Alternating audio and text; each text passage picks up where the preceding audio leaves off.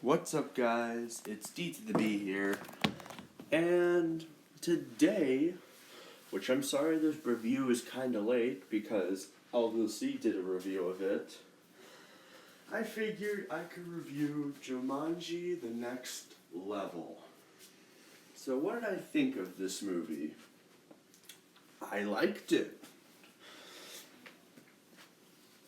So, let's take a pause from the review and let me explain my history with Jumanji. Originally, I never saw the original film. When the trailer for the second movie came out, I thought, this is an interesting concept for a movie. And I told my about it, and she said it was it looks like a horrible reboot. So, one night, she introduced me to the original, and I loved it.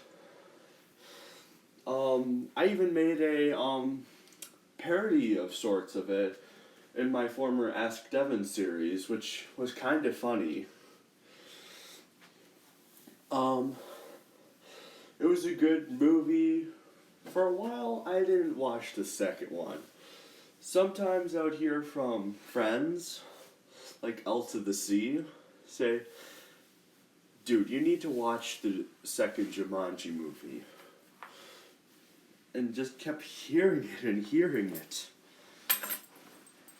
It took so long to do that. Until one day, a friend of mine, who isn't L to the C or T to the T, I also forgot to mention, he also tried.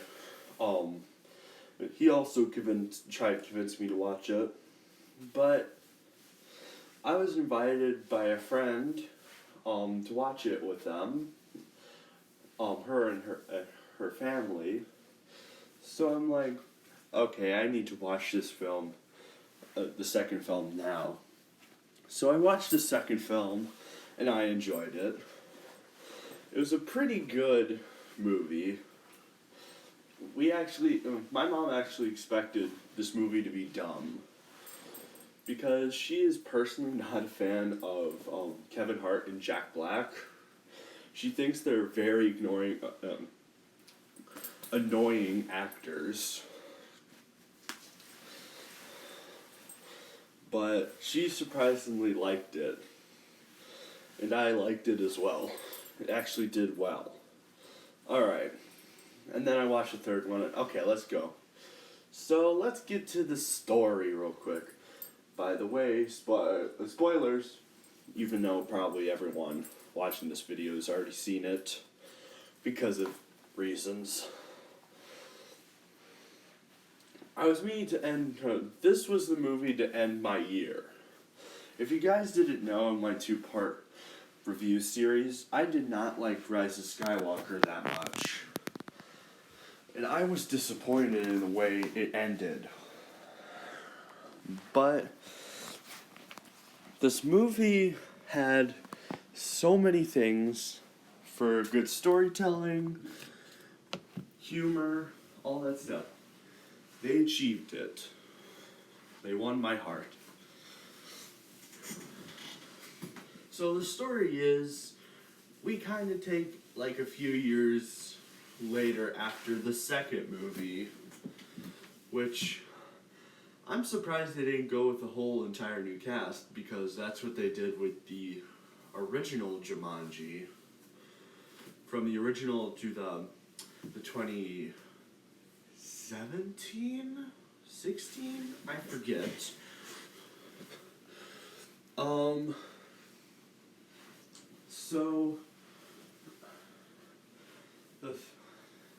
So our main character got a job, has been basically ignoring everyone, and has to stay with his grandfather watching over him because I think he had like surgery, where we also get to meet the grandfather's business partner a long time ago.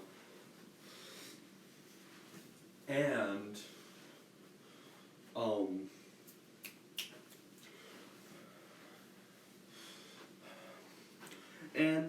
they're enemies now because the guy retired. Eventually, the main character gets sucked into the game. So it's up to the friends to save him. And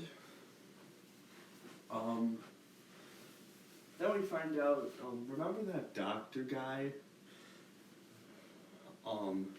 Rock Johnson's character? It turns out that the character that the main character was playing before actually has a weakness this time, called Switchblade. Which is not that bad of a name, I have to admit, I liked it. Is his only weakness. And we also get to discover a pool which can switch your avatars. Now that's a pretty cool concept. Where eventually, where our characters find the main character as a girl, Ninja, who is basically allergic to everything. Which is kind of And of course the humor from the second film is still in there, which I didn't mind the humor in the second film. I thought it was pretty funny.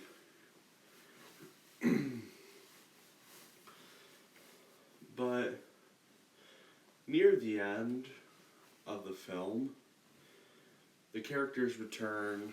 The grandpa gets his business back to help. And it's happily ever after until the cutscene, the end cutscene where, what's his name? Where the mom of the main character and a repairman or something, yeah, I think it was a repairman for like the conditioner or something. I really forget. I shouldn't have put this off. Found a game system and turned it on and released Jumanji from the game, which has been done before of sorts. In the original, not trying to spoil this to ones who just saw these two and not the original, there was a part in the movie where the animals were released from their from the game, like a stampede. So it's already been done before, which whatever. But yeah, that's about it. What do I have to rate this movie? I had to say 10 out of 10. And here's a quick fact that I didn't expect when Alta C made his review. It turns out that Jumanji Next Level actually surpassed Rise of Skywalker in the box office. It actually beat that film with its budget that the box office got back, which I'm glad, to be honest. They deserve all the money they can get. But do I think that these people are going to milk Jumanji? Most likely. I can see like 80 more films, to be honest. I hope 4 is the last one, because sometimes franchises can get so drained out with unoriginal ideas, they can become bland and pointless. The Transformers movies and Star Wars are great examples of this case. After the first trilogy of the original Transformers movies, Age of Extinction was not a good movie to many people, even though I did personally like it. And it was so bad to these people that the last night lost half its box office. To prove the point that Michael Bay's Transformers is garbage. Which The Last Night completely deserved it. Like, that movie was such a mess. But enough about Transformers, enough about Star Wars. Oh wait, I just did Transformers. Now let's get into Star Wars. In my opinion, the prequel and the original trilogy were the best. They connected with each other perfectly.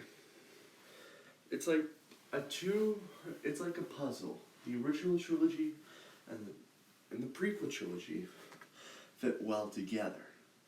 But then we got the sequel trilogy, which this just doesn't connect at all. But another case I think some people have, which movies I haven't even seen, are Fast and Furious and Terminator, which complete movies I haven't seen. Or Doctor Who. I hear the new season is garbage, which I never got into Doctor Who. Same with Star Trek. And another case, SpongeBob, which is a definite case. So, hopefully they'll end it soon. We can just hope. But yeah, this is D to the B out. See ya.